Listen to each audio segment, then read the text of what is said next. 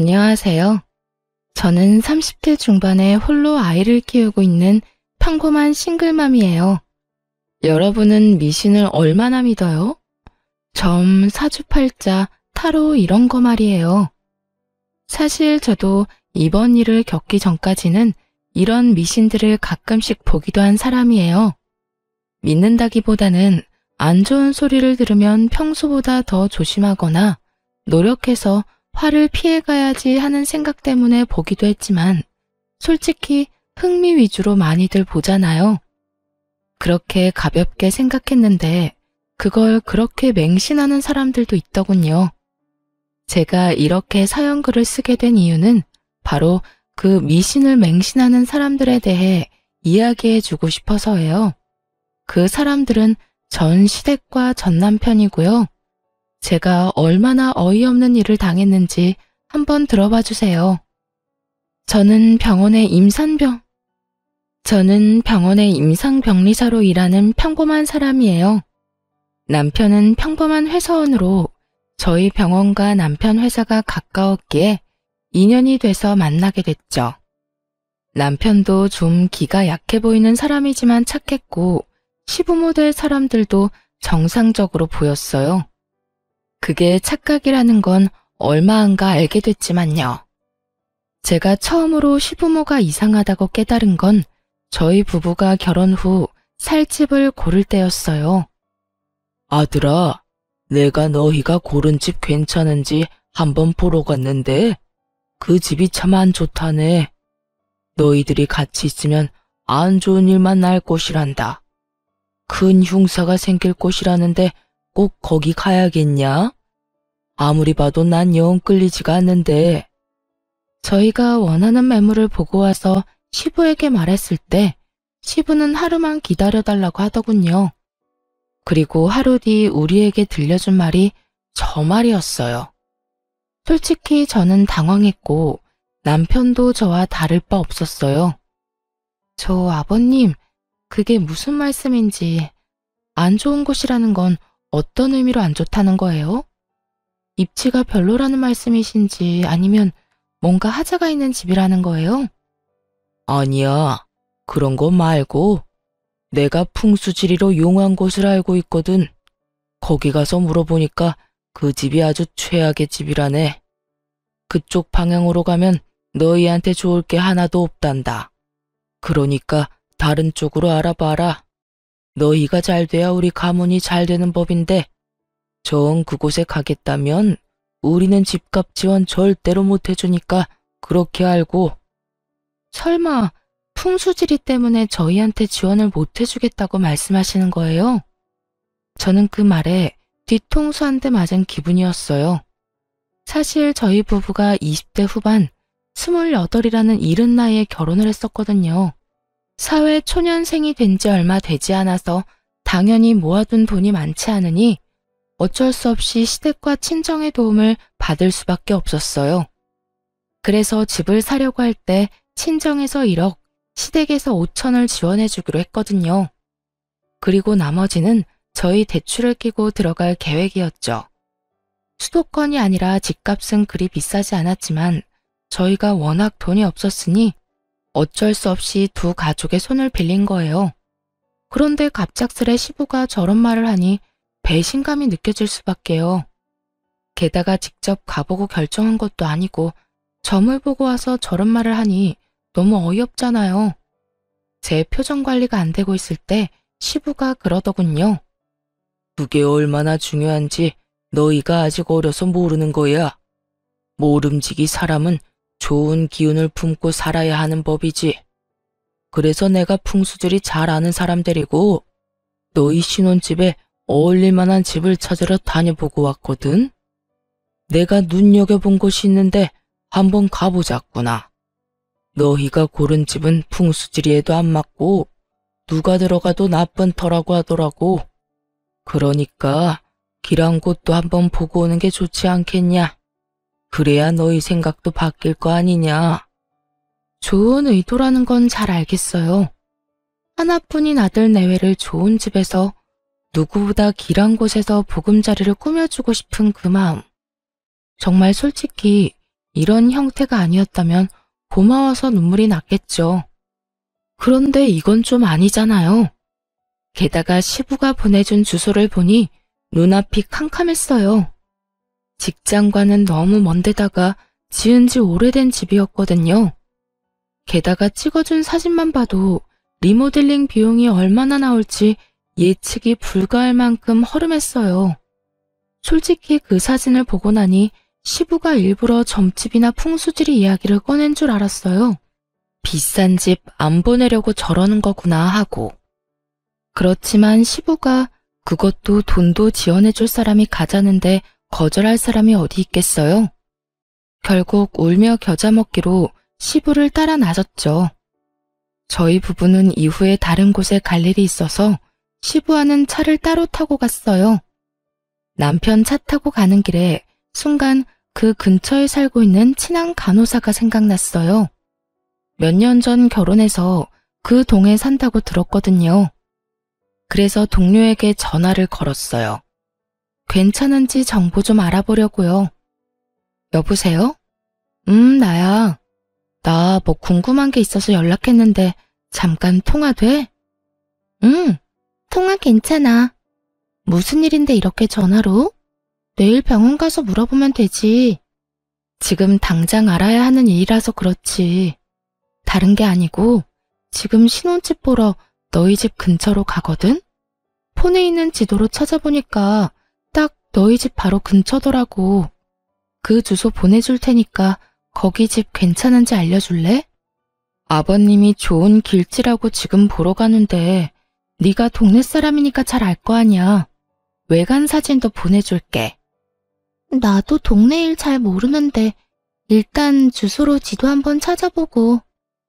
어? 야, 여기는 좀 그냥 다른 데 찾아보는 게 어때? 급하게 다그치는 동료의 말에 저는 깜짝 놀라 되물었어요. 왜 그래? 뭐가 안 좋아? 너 여기 절대 가지 마. 여기 몇 달 전에 칼부림 있었던 곳이야. 그래서 경찰들이 노란 줄 쳐놓고 못 들어가게 막고 난리도 아니었거든? 내가 동네 아무리 관심이 없어도 그 정도로 소란스러우면 모르는 게 더 이상하지. 어쨌든 완전 재수 옹붙은 집이니까 절대로 가지 마. 네가 우리 집 근처에 오는 거면 나는 좋은데 이 집은 나라면 절대 안 가. 그 이야기를 듣는데 머리가 새하얘지더군요. 제가 무슨 소리를 들었나 싶을 정도로요. 남편에게 이야기를 하려는데 벌써 도착한 상태였고 친구와 연락을 끊고 일단 시부와 함께 그 문제의 집으로 갔어요. 그 집 앞에는 남자가 한 사람 서 있었는데 소개로는 공인중개사라고 하더군요. 그렇게 시부와 함께 저희도 일단 집에 따라 들어갔죠. 사실 집 자체는 사진으로 보는 것보다는 덜 더러웠어요. 그렇다고 고칠 곳이 없다는 건 아니었지만 매매가를 아낀다면 리모델링에 충분히 돈을 쓸 수 있으니 그 부분은 다행이라고 생각했죠. 물론 그 집에 들어가겠다고 가정을 했을 때의 말이죠. 저는 이곳에 들어갈 생각이 이미 눈꼽만큼도 없었거든요. 집을 둘러보는 내내 시부는 이 집이 얼마나 길한지, 빛과 채광이 얼마나 좋은지, 기운이 얼마나 좋은지를 귀에 딱지가 않도록 주절거렸어요. 그리고 저는 말 한마디 없이 냉랭한 표정으로 공인중개사의 입만 쳐다보고 있었고요. 해줘야 할 말을 안 하더군요. 그래서 제가 물었어요. 그런데 공인중개사님, 궁금한 게 있는데 왜 이 집이 문제 매물인 건 이야기 안 해주세요? 예? 모른 척 하지 마세요. 제가 이 근처 사는 직장 동료한테 이미 들었는데요. 여기 몇 달 전에 칼부림 났었다면서요? 그래서 경찰들 와서 난리도 아니었다는데 설마 그걸 모르셨던 건 아니죠? 제 말에 남편과 시부의 얼굴이 확 일그러지더군요. 저는 일부러 시부 보는 앞에서 공인중개사를 더 추궁했어요. 솔직히 말이 안 되잖아요. 중간에 다른 사람이 살았던 것도 아니고 그렇게 큰일이 있었는데 저희가 매매 계약하고 나서 이 사실을 알았으면 얼마나 찝찝했겠어요? 저희는 아무리 돈 없어도 이렇게 재수없는 집은 안 들어가요. 저희 아버님이 풍수질이랑 기운에 얼마나 민감한지 모르시죠? 오늘도 좋은 곳이라고 해서 왔는데 이런 식으로 사람 속이시면 그게요. 그런 일이 있기는 했는데 시간도 좀 오래되기도 했고 무엇보다 매물이 워낙 싸지 않습니까? 이 정도 번화가에 이 가격이면 솔직히 거저나 다름없죠. 아무리 돈을 적게 줘도 문제 있는 곳이면 이야기는 해줬어야죠.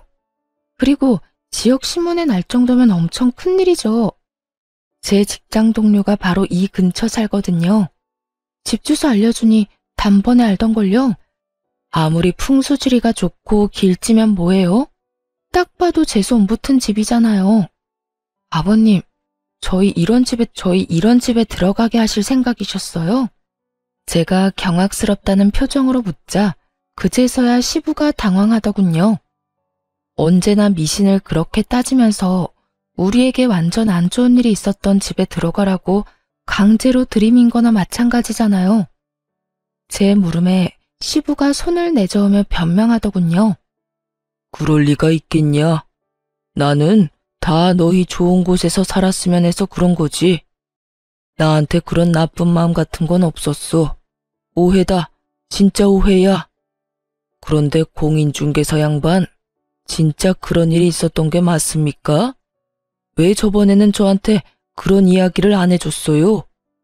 저번에는 오셨을 때 두 분이서만 이야기하셨잖아요.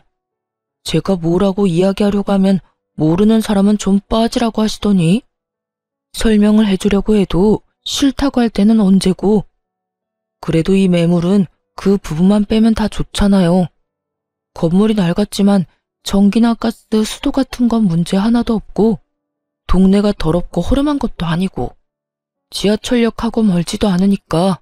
그리고 무엇보다 매매가가 이 근방에서 찾아보기 힘들 만큼 싸잖아요.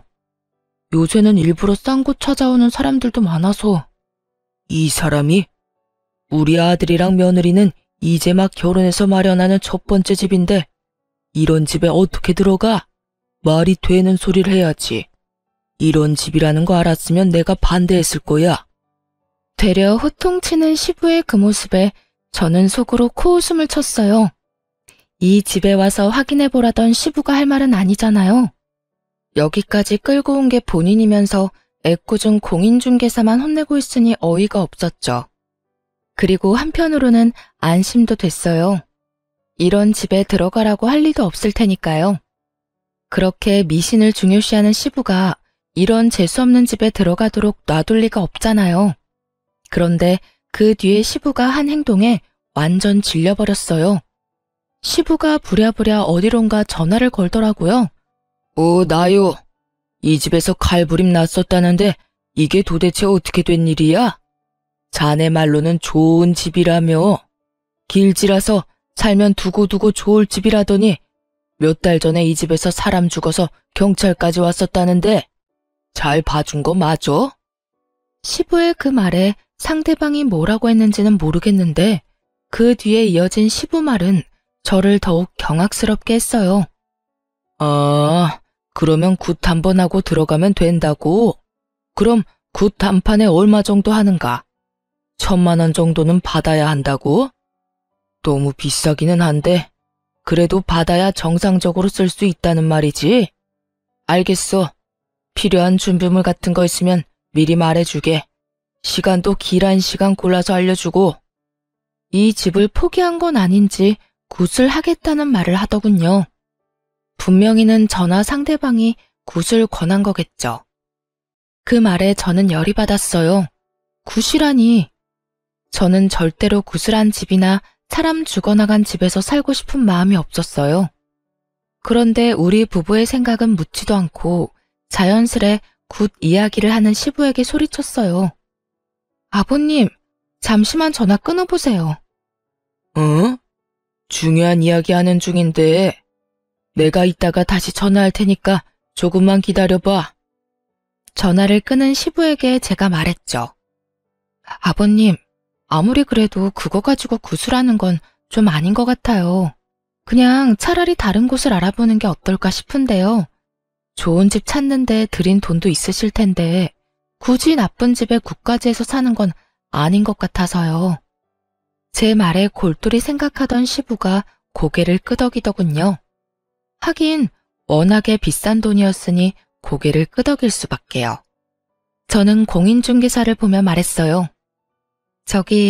저희 시아버지께서 기운이 좋은 집을 좋아하세요. 풍수질이나 뭐 이런 것도 좀 보시고요. 근데 공인중개사들이 생각하는 그런 집은 어떤 집일까요? 그거야. 그 집에 살면서 로또에 당첨이 됐거나 원하던 걸 이뤄서 더 큰 집으로 가거나 돈을 많이 모아 더 좋은 곳으로 가는 집이 좋은 집이죠.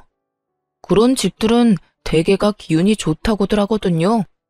그 이야기를 듣자마자 저는 믿져야 본전이라는 생각으로 저희 부부가 처음에 가길 원했던 집의 계약을 맡은 공인중개사에게 스피커폰으로 전화를 걸었어요. 네, 며칠 전에 집 보고 갔던 사람이에요. 그 아파트 말인데요. 혹시 전 주인분이 왜 이사하시려는 건지 알 수 있을까요? 그 집이요?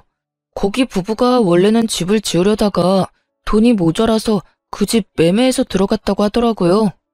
그런데 얼마 전에 집값도 많이 올랐고 목표로 하던 금액도 모여서 이참에 그 집 팔고 외곽에 고급 주택 지어서 갈 거라고 하더라고요. 들어간 지 5년 만에 더 큰 집으로 갔으니 집 기운이 좋은가 봐요. 그 사람들 전에 주인도 짧은 기간에 돈 많이 모아서 더 큰 집으로 갔거든요. 완벽해 보이지는 않아도 이력을 따져보면 그 집만큼 괜찮은 집도 없어요. 그러니까 그게 진짜인지 가짜인지는 정말로 아무 필요도 없었어요. 공인중개사가 그렇게 말해주는 바람에 저희 부부 선택이 완벽했다는 게 증명이 됐으니까요. 그리고 그 집이 풍수지리상 길지인지 흉지인지도 전혀 관심 없었어요. 다만 시부가 알려준 집은 누가 봐도 재수없어 보여서 들어가기 싫었던 거고요. 그 사람의 말을 듣는데 시부도 더 이상 아무 말도 못하더군요. 아버님, 그렇다는데 혹시 원래 제가 말씀드렸던 곳으로 계약해도 될까요? 굳이 큰돈 들여서 흉흉한 집을 좋은 집으로 바꾸느니 그냥 다른 사람들에 의해 검증된 집에 가는 게 좋잖아요. 그래도 너희들한테는 그 집이 흉지라는데 너희가 계속 아플 거라고 해서 내가 그랬던 거지. 너희들이 상관없으면 그냥 그 집으로 하거라. 결국 시부의 허락을 받게 된 저희는 원래 봐두었던 집에 신혼집을 꾸리게 됐어요. 그 집에 들어가고서야 그 오싹한 기분이 사라졌어요. 시부가 추천해준 집에 들어가게 될까봐 얼마나 두려웠는지 다들 모르실 거예요. 그 집을 우리 손으로 사지 않았다는 것만으로도 정말 천만다행이라고 생각하고 있어요. 시부의 미신 사랑에 대해 뼈저리게 느끼게 된 것이 이 신혼집 구매 때였어요. 그리고 그 뒤에도 시부의 미신에 대한 맹목적인 애정은 전혀 사라지지 않고 더 커져가기만 했죠. 저희가 결혼하고 3년간 애가 전혀 생기지 않더라고요. 따로 피임을 하는 것도 아닌데 애가 생기지 않자 저희도 걱정은 됐지만 아직 나이가 30대 초반이었으니 조금만 더 기다려보자는 생각을 했어요. 그런데 시부가 이번에도 그 일에 간섭을 시작했어요. 며느라가 이번 연도에는 꼭 애를 가져야 한단다. 무조건 올해나 내년 안에 애를 낳아야 해. 내가 용한 점쟁이한테 갔다 왔는데 그래야 크게 될 손자를 얻을 수 있다는구나. 그 말에 저는 또 하는 생각이 들었죠. 여태껏 아무 말 없었던 이유는 우리를 배려해서라기보다는 때가 되지 않았기 때문이고요. 정말 하다 애 낳는 것까지 이렇게 간섭받을 줄은 꿈에도 생각해 본 적 없는데 말이죠. 그래도 어차피 한 번은 가봤어야 할 난임센터를 시부의 권유로 가게 됐으니 어찌 보면 잘된 일이기는 했죠. 난임으로 판정받기는 했지만 시술로 한 번의 아이를 가지게 됐거든요. 제가 임신했다고 했을 때 가장 좋아했던 사람이 시부였으니 솔직히 그간의 서운한 마음이 아주 조금 덜어지는 기분이었어요. 그러나 시부가 축하의 말을 건넨 뒤에 한 말은 저를 다시 답답하게 만들기에 충분했어요. 내가 나를 받아왔다. 출생택일이야. 애도 이제는 날짜 시간 맞춰서 낳아야 그게 되는 거야. 정말로 잘된 놈은 태어날 때부터 정해지는 거지. 네 출산 예정일에 맞춰서 받아온 날이다. 자, 받아놔라. 거기에는 누군가 휙휙 갈긴 듯한 날짜와 시간이 적혀 있었어요. 그걸 보면서 저는 정신이 아득해지는 기분이 들었죠. 또 미신. 그래도 이번에도 이해하려고 애는 썼어요. 솔직히 저도 애한테 좋다면 뭐든 하고 싶은 마음이니 날짜를 맞출 수만 있으면 맞춰서 낳고 싶다고 생각은 하니까요. 하지만 출산해보신 분들은 알잖아요. 제왕절개가 아닌 이상 그건 맞추기가 엄청 어렵다는 걸요. 저는 나지막히 한숨을 쉬며 시부에게 말했어요. 아버님, 날짜 받아와 주셔서 감사해요. 최대한 이 날짜에 나와보도록 노력할게요. 39주쯤이라 맞추려면 맞출 수도 있을 것 같긴 하네요. 완전 조산이라거나 만삭을 훌쩍 넘은 날짜가 아닌 게 다행이라면 다행이었죠. 그런데 저의 어정쩡한 대답이 마음에 들지 않았는지 시부가 저를 뚫어지게 쳐다보며 강조하더군요. 아가, 이건 선택사항이 아니다. 무조건 이 날짜, 이 시간 안에 낳아야 해. 그래야 나라에 그게 이바지할 인물이 나온다고 했으니 네 선택에 우리 집안 미래가 달렸다는 거다. 아버님, 근데 애가 알고 나오는 것도 아니고 제왕절개 날짜를 잡아놓는다고 해도 그 날짜까지 진통이 안 오면 제왕절개가 가능하겠지만 날짜 전에 진통이 오면 안 될 수도 있어요. 그리고 아이나 저한테 문제가 생기면 더 빨리 아이를 낳을 수도 있고요. 제가 할 수 있다고 장담을 하기에는 변수도 많고. 그런 건 다 기합이야. 늦게 나오면 날짜 맞춰서 제왕절개 하면 되고 일찍 나오면 참으면 되지. 최대한 참아. 날짜 전까지 걷기 운동은 좀 피해. 그거 하면 일찍 나온다는 말이 있으니까. 무슨 애 하나 나오는데 집안의 미래까지 생각해요? 어떤 운명을 타고나든 잘 키우면 될 것을 애를 어떻게 키울지 상의하는 것도 아니고 좋은 날짜 시간만 받으면 노력하지 않아도 큰 사람으로 자랄 거라는 생각 자체가 얼마나 아니란 건지 아무도 지적하지 않더군요. 저는 더 이상 논쟁하고 싶지 않아서 알겠다고 말하고 시댁에서 나왔어요. 그 뒤로 시댁에는 일부러 발걸음을 자주 하지 않았어요. 그 대신 전화는 자주 짧게 했죠. 그래야 우리에게 얼굴 보자고 하지 않을 테니까요. 그렇게 거리를 두는 사이 점점 분만 예정일이 다가오기 시작했어요. 직장의 출산 육아휴직을 위한 대체자를 구하지 못한 터라 38주가 될 때까지 꽉꽉 채워서 일을 했어요. 그리고 39주, 시부가 선택한 출산태기를 하루 앞두고 결국 진통이 시작됐어요. 사실 이슬은 더 일찍 비쳤지만 통증이 없으니 병원에서는 오지 말고 진통 시작하면 오라고 했거든요. 그래서 기다렸던 건데 결국 얼마 지나지 않아 진통이 시작되더라고요. 일단 남편과 병원으로 향하는 내내 애가 잘못되지는 않을까 하는 생각만 했어요. 그리고 처음으로 아이를 낳는 두려움만 가득했죠. 그렇게 병원에 갔더니 문이 많이 열려서 지금이라도 힘을 줘야 한다고 하더군요. 게다가 애가 배 위에서 아래쪽으로 이미 내려오고 있는 상태라 힘을 줘서 빼내는 것만 남았다고 하더군요. 70% 진행된 상태라 무통도 못 맞는다고 하더군요. 출산 태기를 24시간 앞둔 시간이었어요. 저는 날짜 같은 건 생각도 안 났어요. 의사 선생님이 하는 말을 들으며 고개만 끄덕였죠. 비상 상황에 믿을 수 있는 사람은 의사뿐이니까요. 그렇게 모든 준비를 끝내고 진통으로 애를 밀어내고 있는데 남편이 자기 폰을 제 귀에 대어주더군요. 귀에 들리는 건 시부의 목소리였어요. 아가, 좀만 힘내라. 절대로 애를 일찍 낳으면 안 돼. 무조건 시간 끌어야 한다. 지금 낳으면 완전히 우리 집안 쪽박 차는 거야. 내일 낳아야 돼.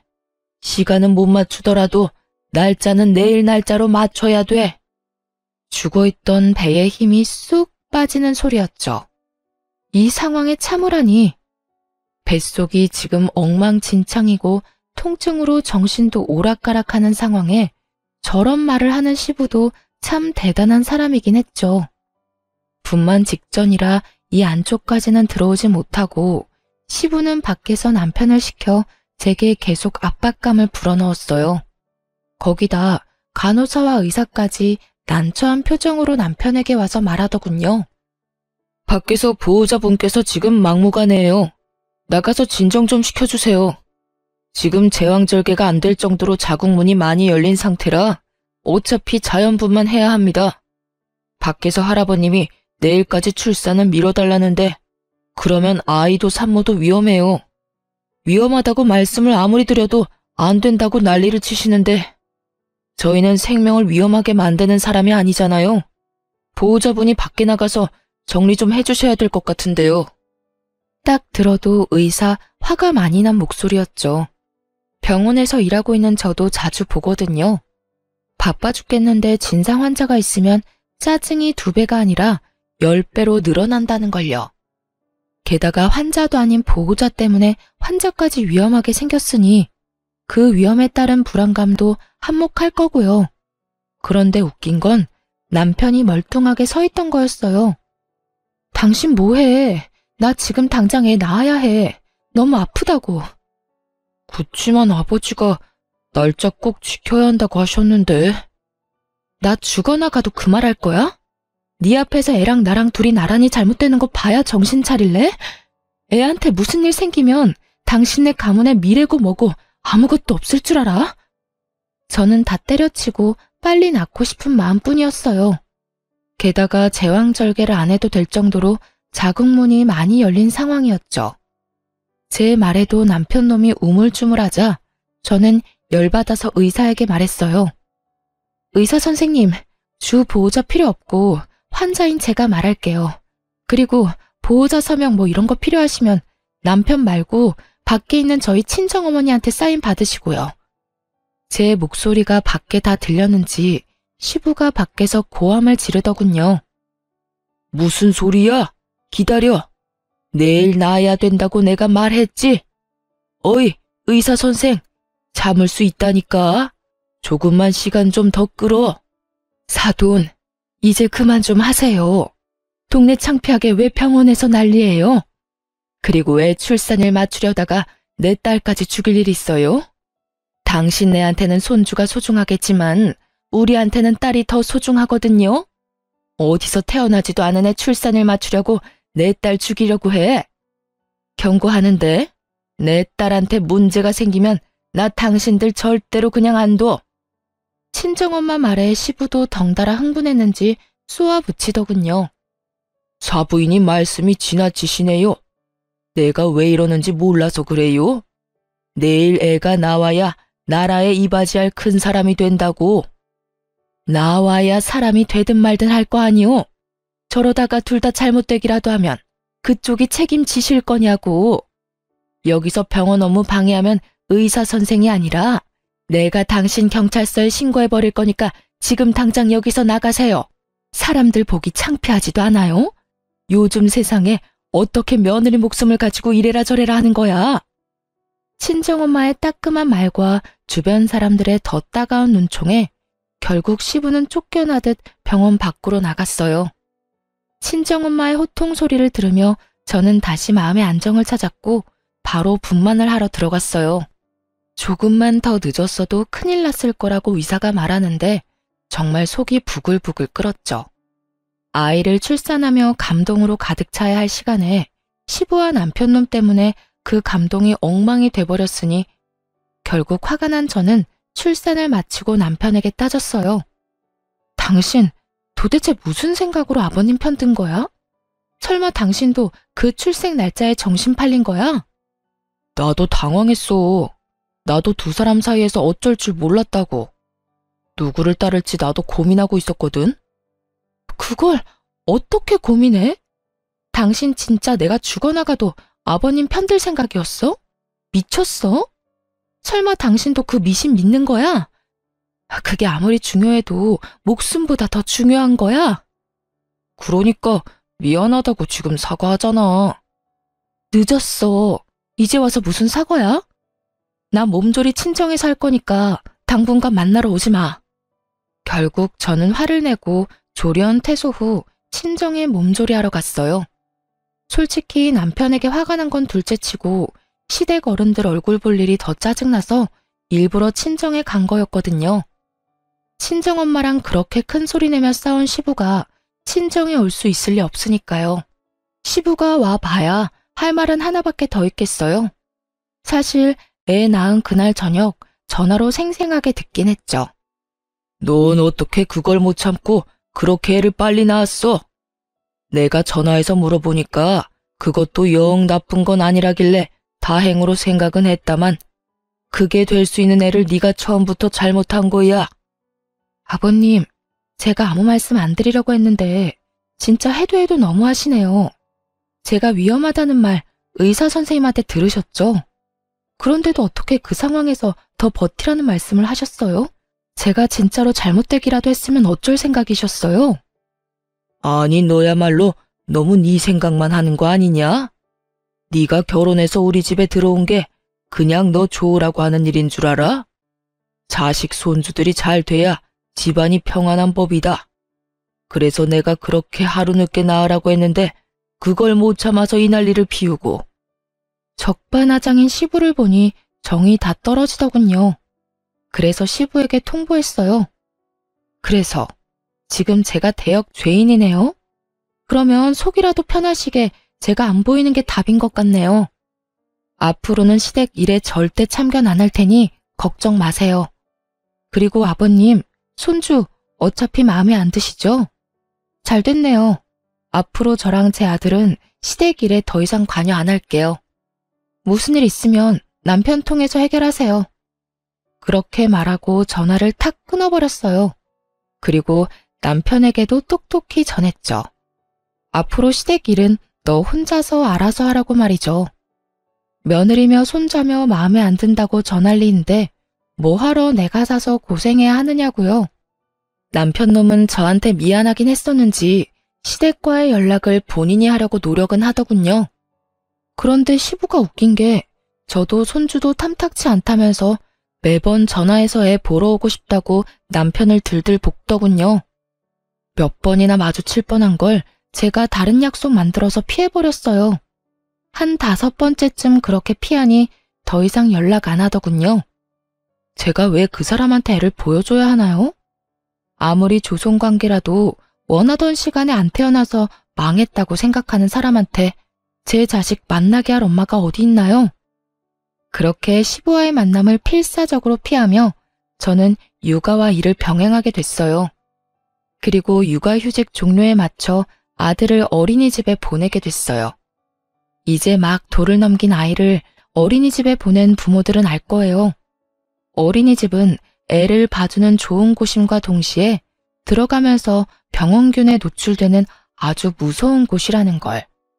저희 애만 그렇지는 않고 모든 애들이 그랬죠. 한 아이가 감기 걸려오면 그 반 애들은 다 줄줄이 걸리고 바이러스성 질병이라도 걸리면 또 다른 친구들도 다 걸리고 저희 아들은 또래보다 좀 더 많이 걸리는 편이었어요. 감기에 바이러스, 물놀이 이후에 요로 감염까지 와서 병원에 입원도 일주일씩 해야 했을 정도로요. 애가 자주 아프니 저도 연차를 계속 써야 했고 무엇보다 아이와 같이 입원을 해야 하니 몸이 축나기도 했어요. 이런데도 남편놈은 괜찮냐는 말 한마디 없고 위로라도 해주면 좋을 것을. 제 맘 알아주는 사람은 친정엄마 뿐이더군요. 그런데 아기가 호흡기 바이러스로 열이 나서 입원했을 때 시부에게서 연락이 왔어요. 남편이 애가 아프다고 말한 모양이었어요. 전화를 받았는데 시부 이야기에 화가 확 치밀었죠. 손주 아픈 거 애 사주 때문에 그렇단다. 그러게 내가 뭘 했냐? 하루만 더 버티라고 했지.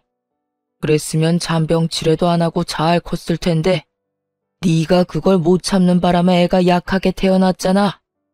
뭐 이미 애가 그렇게 나온 건 어쩔 수 없고 내가 그 문제는 이미 방법을 찾아놨으니 나중에 너 나랑 같이 어디 좀 가자. 느낌이 쎄했죠. 그 어디가 그저 평범한 곳일 거라는 생각은 전혀 들지도 않았죠. 어디를 가자는 말씀이세요? 신방. 용한 점쟁이가 그러는데 그거 한 번만 받으면 싹 다 낫는단다. 그러니까 애 태어나면 너랑 애 둘 다 준비하고. 자기 할 말만 하고 끊는 시부를 보며 화가 머리 끝까지 났죠. 당장 남편에게 전화해서 퍼부었어요. 아버님 도대체 무슨 생각이셔? 내가 병간호도 이렇게 힘들어 죽겠는데 왜 아버님 그딴 정신 나간 소리를 들어야 해? 세상에 어떤 사람이 두 돌도 안 된 애랑 며느리한테 신방을 가자고 하느냐고. 우리가 악귀야? 우리가 뭐 귀신이라도 붙었대? 지금 우리 애 반에 같은 질병으로 입원한 애가 둘이야. 이 지역에도 유행하는 중이고. 그럼 그 애들도 다 태기를 잘못해서 그런 거냐? 어디서 말도 안 되는 소리를 해. 이런 일은 당신이 중간에서 알아서 끊어줘야지. 나 스트레스 받아서 죽으라고 이러는 거지? 나 말려 죽이려고? 그딴 식으로 말하지 마. 아버지가 나쁜 마음으로 그랬겠어. 아버지도 손주 걱정하시는 거야. 할아버지가 손주 걱정하는 게 도대체 무슨 잘못인 건데? 당신이 이렇게 예민하게 나오니까 나도 아버지도 당신한테 문제가 있다고 생각하는 거지. 그리고 애가 이렇게 자주 아픈데 당신은 뭐라도 해볼 생각은 안 하고. 그래서 내놓은 해결 방법이 점집에 가서 물어보는 거야? 차라리 한의원을 가거나 어린이집을 안 가고 애 봐줄 사람 찾는 게 더 괜찮은 방법 아니야?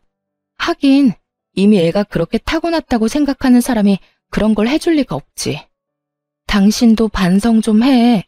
애한테 굿하겠다는 말 듣고도 멀쩡한 당신이 더 놀라운 거 알아? 남일이야. 당신의 일이라고. 아버님이 그런다고 당신까지 이러면 내가 어떻게 버텨? 내가 얼마나 스트레스 많이 받는지 당신은 정말 몰라서 그러는 건 아니지? 어쨌든 나 절대로 우리 아들 그런 곳에 못 보내. 그렇게 알고 당장 아버님 멈추도록 만들어. 그것도 못하면 진짜 당신 용서 안 할 거야? 저는 남편에게 쏟아붓고는 아이와 퇴원을 했어요. 그런데 아무리 생각해도 시부가 여기서 포기할 것 같지 않더라고요. 점쟁이가 애를 데려오라고 했다는 거 보면 분명 애도 데려가라고 기를 쓰겠죠. 그 생각하니 온몸이 오싹하더라고요. 분명 집으로 찾아올 것 같아서 애랑 친정으로 갔어요. 설마 여기까지 와서 소란 피우지는 않겠지 싶었는데 웬걸 여기까지 쫓아왔더라고요. 남편이 같이 왔길래 남편이 시부를 말려주려나 싶었는데 두 사람 다 애 내놓으라고 난리더군요. 여보, 나와 이야기 좀 해. 애한테 나쁠 거 하나 없다고. 한 번만 하면 돼. 돈도 아버지가 다 내준다는데 그 정도는 괜찮잖아. 빨리 나와봐. 당신 미쳤어? 이젠 말이 안 통하네. 우리 이혼해. 여기서 이러지 말고 이혼하자고. 내 아들 데리고 그딴 짓거리 하는 거 난 못 봐. 딴 여자랑 결혼해서 낳은 애로 뭔 짓을 하든 난 상관 안 할 테니까 그냥 나랑 이혼이나 해줘, 이 미친놈아. 그때 저희 어머니가 부엌에서 부시럭거리더니 뭔가를 가득 담은 종이박스를 들고 현관 앞으로 가더군요. 중문 앞에 그걸 놔두고는 그 상자 안에 있는 걸 들어 올리더군요. 그리고는 현관문을 열고는 들고 있던 걸 냅다 확 뿌렸어요. 이게 뭐야? 아우짜! 소금? 그래, 소금이다. 나이도 지긋하신 양반이 어디 사돈 집에 와서 행패야? 상갓집 갔다 와서도 안 뿌리는 소금까지 뿌리게 만들 정도로 완전 재앙 같은 인간이 당신이야. 감히 내 딸이랑 내 외손주한테 굿을 해? 이 정신 나간 노친네가? 늙으려면 곱게 늙어. 나이는 뒷구녕으로 처먹었냐? 지금 당장 우리 집 앞에서 안 떠나면 소금보다 경찰에 신고해서 잡아가도록 만들 거요. 어디서 사기꾼 같은 놈한테 속아가지고 여기 와서 지랄 연병을 떨어? 시부와 남편이 뭐라고 말하려고 할 때마다 친정엄마는 상자 안에 가득한 각양각색의 소금을 시부와 남편에게 탈탈 뿌려댔어요. 입으로 들어오는 짠맛에 말도 못하고 침만 퇴퇴 뱉는 두 사람에게 친정엄마가 꽥 하고 소리쳤어요. 내 눈에 흙이 들어와도 절대로 내 새끼한테는 국 같은 거 못해. 만약 그딴 짓 하기만 해봐. 내가 콱 죽어서도 당신 옆에 딱 달라붙어서 재수 더럽게 없도록 만들어줄 테니까 썩 꺼져. 결국 시부와 남편 놈은 엄마에게 쫓겨났죠. 그렇잖아도 큰 소리에 옆집에서 경비 아저씨한테 연락을 넣었더라고요. 그 덕분에 무사히 두 사람을 쫓아낼 수 있었죠. 이 일 이후에 저는 남편과 시부에게 완전 실망하고 이혼 절차를 밟았어요. 당연히 이혼 사유가 사유인 만큼 소송은 제게 유리하게 진행됐죠. 위자료의 재산 분할, 아이 친권과 양육권까지 가져왔거든요. 그렇게 남편과의 사이는 법적으로도 사적으로도 완전히 끝났죠. 저는 혼자서 애 키우며 사는 게 두려워 이혼 후 아이가 초등학교 들어가기 전까지 친정에서 친정 부모님과 같이 살았어요. 그런데 이혼하고 몇 달 안 지나서 전 남편이 저를 찾아왔더군요. 정말 만나고 싶지 않았는데 문 앞에서 제발 한 번만 이야기만 들어달라고 해서 전 남편과 이야기를 했어요. 그런데 정말 웃긴 게 뭔지 아세요? 전 남편 놈이 제 눈치를 슬슬 보더니 돈을 좀 빌려달라고 하더군요. 여보, 나 요즘 많이 힘들어. 당신이랑 이혼하면서 낸 위자료도 버거운데 직장도 폐업해서 일자리도 잃었거든. 나 지금 완전 빈털털이야. 지금 전처한테 돈 빌리러 왔어? 당신 도대체 여태껏 뭐하고 살았어? 직장 폐업했으면 다른 직장 빨리 알아봤어야지. 지금 일자리 하나 못 구해서 나한테 돈 빌리러 온 거야? 힘들어서 그렇지 세상에 넘치는 게 일자리야. 돈 벌려면 뭔 짓인들 못해? 아직 덜 힘드네. 덜 힘든 거야. 그런 거 아니야. 나도 노력은 했지. 아버지도 나한테 계속 안 좋은 일이 생기니까 점쟁이들 찾아서 알아봤지. 점쟁이들 말로는 굿 한판 하면 직장도 다시 생기고 애도 찾을 수 있고 여자도 생긴다고 해서 내 인생 좀 펴게 하려고 3천만 원짜리 굿까지 했는데도 안 됐어. 너 지금 그게 노력이라는 거야? 굿하는 게 노력? 야, 이 미친놈아. 차라리 배달이나 노가다를 해. 그래야 돈이라도 생기지. 하긴 당신 생각이야 눈에 훤하지. 아무리 봐도 그런 일은 당신급이랑 안 맞는 것 같아? 이 화상아, 돈 버는데 귀천이 어딨어? 죽고 싶지 않으면 무슨 일이든 해서 돈 벌어야지. 그리고 어떤 인간이 돈이 없는데 3천만 원을 들여서 구슬해? 와, 지금 보니까 내가 이혼을 잘했어. 이런 놈을 남편이라고 믿고 있었다가는 무슨 큰 봉변을 당했을지 상상도 안 가. 그 3천만 원만 아꼈어도 지금쯤 이 꼴은 안 났겠지. 여보, 나 진짜 심각하다고. 진지하게 생각 좀 해봐. 지금 월세 낼 돈도 없어서 허덕이는데 차도 중고로 다 팔아버리고 남은 게 없다고. 눈물을 질질 짜면서 제게 하소연하는 전 남편 놈을 보니 정말 우라통이 터지더군요. 왜 여기 와서 나한테 이야기한들 뭐가 나아지냐고요. 여보라고 부르지도 마. 그래서 굿한 결과가 지금 이거야? 이혼한 전처 찾아와서 돈 빌리는 거? 점쟁이가 그건 안 알려줬나 보네. 내가 돈 절대 안 빌려준다는 거. 그거 알았으면 네가 여기까지 왔겠어? 나도 믿기는 싫었어. 하지만 아버지가 계속 해보라면서 난리잖아. 그렇게 구슬 한 번 했는데도 직장은커녕 면접 보는 족족 다 떨어지니까 그 뒤에 그 점쟁이 찾아갔는데 도망가고 아무도 없더라고. 사기당한 거지. 아버지는 그걸 인정 못하셨고 나도 아버지 제정신으로 돌려보려고 애썼는데 안 되더라고. 용한 곳은 다 돌아보느라 집안의 살림살이도 거들났어. 아버지 집까지 팔아서 비싼 부적도 사고 굿까지 몇 번을 했는지 정말 아버지가 집 팔았다는 이야기 듣자마자 아버지가 무슨 짓을 했는지 소름이 돋을 정도로 현실적으로 와닿더라고. 당신이라도 정신을 차리고 있었어야지. 미신 같은 거 믿을 생각하지 말고 노력을 했었어야지. 지금도 당신 꼴 좀 봐. 이게 뭐 하는 거야? 그래서 돈 다 잃고 지금 후회한 사발 들이키면서 전처한테 눈물 콧물 흘리면서 돈 빌려달라는 거 우습지도 않아? 멀쩡한 몸뚱어리 놔두고 쉽게 돈 얻어볼 생각으로 이혼한 전처한테 찾아온 것도 어지간히 뻔뻔하지 않으면 못할 짓이긴 하지. 지금 이럴 시간에 알바라도 해서 돈이나 벌어. 네 자식 키울 양육비는 미루지 마. 제 말에 전 남편은 아무 말도 못하고 입만 앙 다물고 고개만 푹 수그리고 있더군요. 그 꼴 보니 답답해서 소리를 한 번 더 질렀어요. 당장 가서 일하라고. 배달이든 상하차든 공사판을 뛰든 지금 당장 할 수 있는 일을 해서 돈이나 벌어. 그렇게 전 남편은 본전도 못 찾고 돌아가야 했어요. 도대체 저는 왜 찾아온 건지 이해가 안 가더라고요. 저 찾아올 시간에 무슨 일이라도 했으면 이 정도로 허덕이지는 않았겠죠. 나중에야 들은 이야기이긴 한데 시부가 미신을 맹신하며 여기저기 돌아다니면서 쓴 돈만 2억이 넘는다더라고요. 근데 참 웃기죠? 그 돈을 써서 행복과 행운을 찾으려고 할수록 그 사람에게서 행복과 행운은 점점 더 멀어져 간다는 거요. 전 남편도 마찬가지죠.